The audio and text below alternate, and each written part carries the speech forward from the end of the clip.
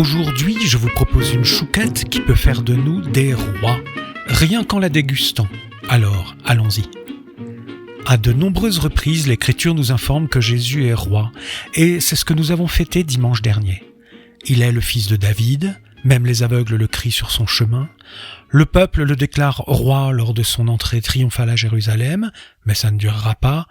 Et Pilate, pour mieux affirmer le pouvoir romain, fait écrire sur la croix « Jésus le Nazaréen, roi des Juifs », propos dont il ignorait la portée prophétique, tout comme était prophétique aussi la couronne d'épines dont les Romains ornèrent la tête du Christ lors de sa nuit de tourment. Et puis, Jésus lui-même confirme sa royauté lorsqu'il répond à Pilate « Tu le dis, je suis roi », en Jean chapitre 18, verset 37. Nous sommes d'accord, voilà toutes sortes d'indices, de signes et d'affirmations qui désignent Jésus comme roi. Nous n'en pouvons pas douter.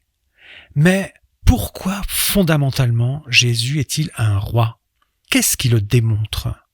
Ce qui fait la puissance d'un roi, c'est de disposer des biens et des gens comme il l'entend. Sur ce point, l'Écriture dit que Dieu a établi le Christ, juge des vivants et des morts. Actes, chapitre 10, verset 42. En réalité, Dieu le Père ne juge personne puisqu'il a donné au Fils tout pouvoir de juger. Jean 5, 27. Ce que confirme Paul devant les Athéniens. Dieu a fixé le jour où il va juger la terre avec justice par un homme qu'il a désigné pour cela. Actes 17, verset 31. Le Christ va donc juger le monde. Ce qui nous rassure, nous chrétiens, c'est sa compassion. Il a connu notre condition, mangé et bu, marché, souffert et prié avec nous. Il a connu les joies simples de la vie, mais aussi la pauvreté et l'adversité. Et tandis qu'étant Dieu, il a choisi de vivre dans les limites exactes de son humanité, comme beaucoup d'entre nous, il s'est heurté à des impasses et des trahisons. Nous pouvons donc être assurés de son empathie et nous avons d'ailleurs meilleur compte à espérer sa justice compatissante qu'à tenter de nous disculper nous-mêmes, comme nous le faisons parfois en prétextant que ce que nous avons fait n'était pas si grave, ce qui consiste d'ailleurs à nous établir juges à la place du juge. Tout sera donc soumis au pouvoir de juger du Fils de Dieu. Cependant, si ce qui fait la puissance d'un roi, c'est de disposer de tout comme il l'entend, ce n'est pas seulement ce pouvoir de juger qui consacre Jésus comme roi, mais aussi le pouvoir de faire ce qu'il veut en général, et aussi ce qu'il veut de ses biens en particulier.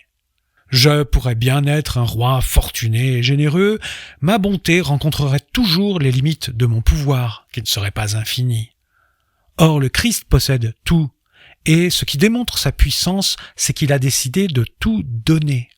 C'est d'abord parce qu'il possède tout qu'il peut tout donner. En effet, qu'est-ce qui pourrait donner des limites à Dieu ? Qui m'a donné d'avance que je doive le payer de retour ? Tout ce qui est sous les cieux est à moi, dit Dieu à Job, qui n'emmène pas large à ce moment-là, au chapitre 41, verset 3.